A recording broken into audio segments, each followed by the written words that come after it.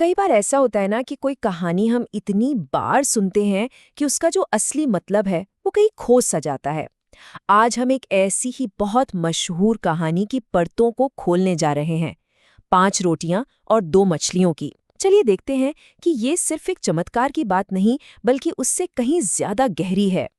जरा सोचिए, आप एक लंबे थका देने वाले काम के बाद बस थोड़ा सुकून चाहते हैं और अचानक आपके सामने एक ऐसी चुनौती आ जाती है जो देखने में बिल्कुल नामुमकिन लगती है। ये कहानी ठीक यहीं से शुरू होती है।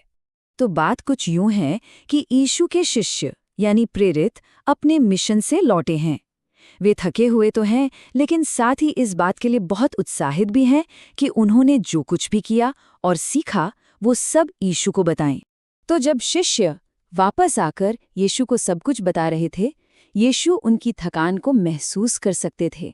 देखिए, वहाँ इतनी भीड़ थी, लोगों का आना जाना लगा हुआ था कि उन्हें ठीक से बैठकर खाने तक की फुर्सत नहीं थी।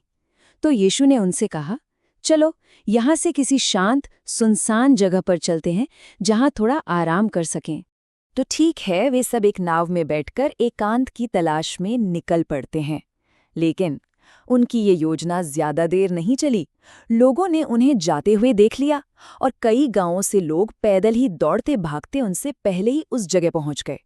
अब यहाँ एक बहुत ही दिलचस्प बात होती है। ऐसी सिचुएशन में किसी को भी गुस्सा आ सकता है, झुंझुलाहट हो सकती है कि भाई आराम का प्लान खराब हो गया। पर यीशु ने जब उस भीड़ को देखा तो वो करुणा से भर गए। उन्हें लगा कि ये लोग तो उन भेड़ों की तरह हैं जिनका कोई चरवाहा नहीं, जो भटके हुए हैं, और इसलिए उन्होंने उन्हें सिखाना शुरू कर दिया। और ये कोई छोटी मोटी भीड़ नहीं थी। वहाँ करीब करीब 5,000 तो सिर्फ पुरुष थे। उस वक्त के रिवाज के हिसाब से महिलाओं और बच्चों को गिना नहीं जाता था। तो सोचकर देखिए कि असल में वहां कितने ज्यादा लोग रहे होंगे। यीशु सिखाते रहे और सिखाते सिखाते शाम हो गई। अब 3 बड़ी मुश्किलें सामने खड़ी थीं। 1, दिन ढल चुका था। 2, वो जगह एकदम वीरान थी, शहर से बहुत दूर। और 3, हजारों लोग सुबह से भूखे थे। हालात अब सच में बिगड़ रहे थे। इस मुश्किल को देखकर शिष्य यीशु के पास आए और उनका जो सल्यूशन था वो बिल्कुल प्रैक्टिकल था, वैसा ही जैसा हम और आप सोचते। उन्होंने यीशु से कहा, ये जगह सुनसान है और शाम हो गई है।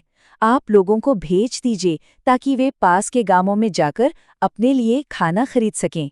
उन्होंने तो हिसाब भी लगा लिया था कि सबको बस थोड़ा थोड़ा खिलाने के लिए भी कम से कम 200 दिनार की रोटियां लगेंगी। अब इसे समझने के लिए ये जानना जरूरी है कि एक दीनार क्या होता था। देखिए, उस जमाने में एक दीनार एक मजदूर की पूरे दिन की पगार होती थी, यानी 200 दीनार का मतलब हुआ करीब करीब 8 महीने की कमाई। ये बहुत बहुत बड़ी रकम थी जो शायद उनके पास थी भी नहीं। पर यीशु ने इस पैसे की प्रॉब्लम पर ध्यान ही नहीं दिया। उन्होंने बस एक सीधा सा सवाल पूछा, तुम्हारे पास क्या है? जाओ और देखो। शिष्य गए और जो उन्हें मिला वो इस कहानी का टर्निंग पॉइंट बन गया। जरा इस फर्क को देखिए। एक तरफ जरूरत है 5,000 से ज्यादा भूखे लोगों की, और दूसरी तरफ उनके पास मौजूद है क्या? सिर्फ 5 जौ की रोटियां और 2 छोटी सी मछलियां।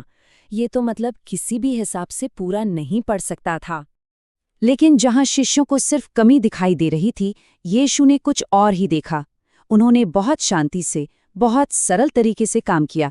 उन्होंने वो रोटियां और मछलियां अपने हाथ में लीं, आसमान की तरफ देखकर ईश्वर को धन्यवाद दिया और फिर रोटियों को तोड़ तोड़कर शिष्यों को देने लगे कि जाओ, लोगों में बांट दो। और फिर वो हुआ जिसकी किसी ने कल्पना भी नहीं की थी। वो थोड़ा सा खाना वो कम होने के बजाय बढ़ता ही गया, बढ़ता ही गया।